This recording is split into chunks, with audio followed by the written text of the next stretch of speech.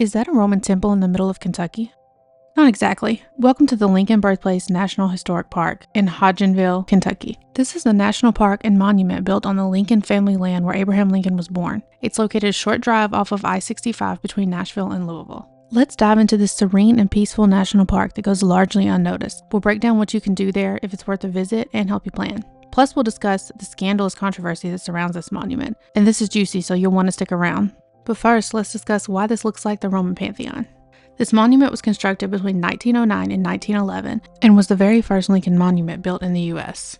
It was built to symbolize that in America you can go from rags to riches, or more appropriately, a one-room log cabin to the White House. The monument's architect was John Russell Pope. He studied in Rome early in his career and had a very grand design style. He also designed the National Archives and the Jefferson Memorial. You can see a resemblance, right? He was widely referred to as the last of the Romans, so befittingly this monument had a very Roman style.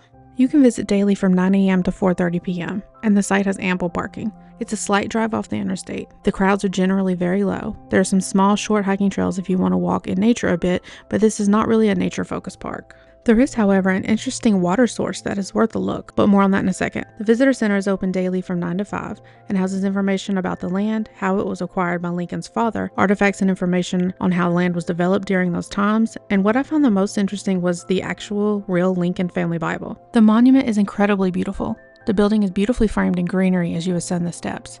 When you enter the building itself, the sun beams onto a log cabin. And yes, the entire log cabin fits inside the building.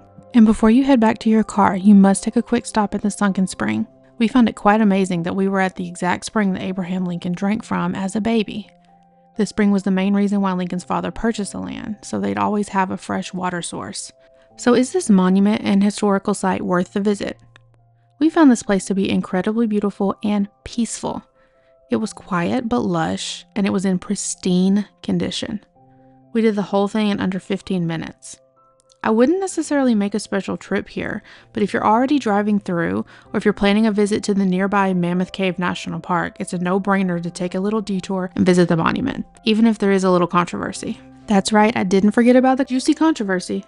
You might notice that it's called a symbolic cabin. That's because it's not the actual cabin Lincoln was born in. That small cabin was long gone before this monument was dreamt up, and it may not have even been standing when Lincoln was still alive. For many decades, it was purported to be the actual cabin and later debunked as a hoax. The National Park Service even investigated and wrote a whole report on it.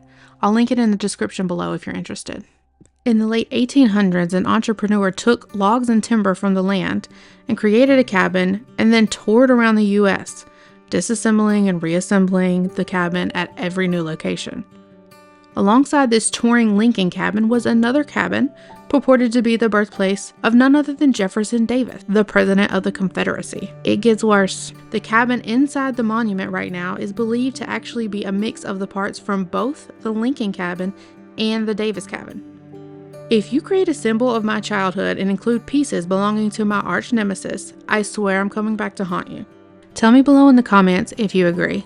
And be sure to subscribe to our channel so you don't miss any of the great hidden gem travel destinations that we share. I'll also link the full vlog that includes our stop here at this monument. Thanks for watching, and we'll see you next time.